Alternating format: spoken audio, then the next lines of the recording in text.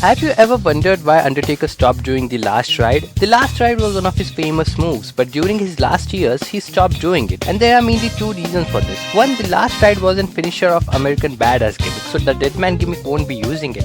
And the second reason is Undertaker got old. He could not lift 200-pound wrestlers at that time for powerbomb. That's why he stopped doing it. So this was the first time Undertaker tapped out, or we can say first and only time Undertaker tapped out. So stories about Undertaker versus Kurt Angle on an episode of SmackDown. Now Kurt Angle gave Hell's Gate to Undertaker, his own submission move, and this was the first time Undertaker tapped out. And now I'm not counting Brock Lesnar's because referee didn't saw that at that time. Here referee saw that. So this was the moment when Undertaker gave a different type of choke slam to Dean Ambrose. So stories of Undertaker SmackDown's match which took place in 2014 against Dean Ambrose. Now in the last moments, Undertaker gave a choke slam to Dean Ambrose. Now see, Taker grabbed his neck, but during the execution, he grabs Dean Ambrose's vest and then performs a choke slam.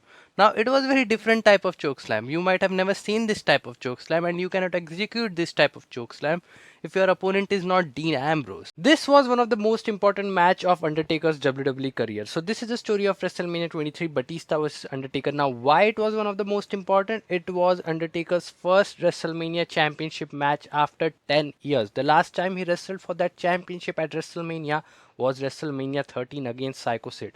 Now this was really unnoticeable, but if Taker is heading with a championship or defending a championship at WrestleMania, there is 90% chance he is winning it. This is the thing that only Batista has done with The Undertaker. So on an episode of SmackDown, Undertaker was doing his entrance, but Batista comes and attacks him from behind. Normal, right?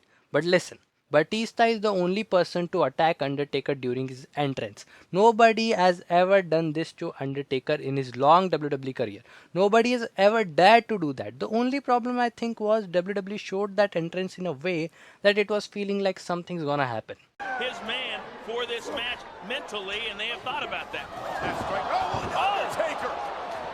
This what happened here was completely unscripted. It was not planned. This match is No Way Out 2008 Elimination Chamber match for the World Heavyweight Championship. Now it happened because the latch was loose, and after that blunder you can see all referees came and did something to the latch which kept it tight. Have you ever seen Undertaker breaking character on live television? I will show you. This is the story of Bragging Rights 2009. Undertaker vs CM Punk vs Batista vs Rey Mysterio took place for the World Heavyweight Championship. And after giving second choke slam to Batista, Undertaker says, "That's it now, right?" And Batista said, "No, you gotta do the tombstone." For another choke slam. Yes! A choke slam. The animal.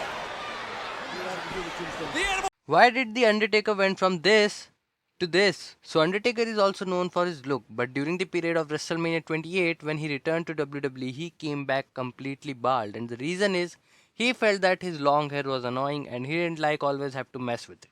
That's why he cut his hair and almost went bald. But next year he came back with long hair again.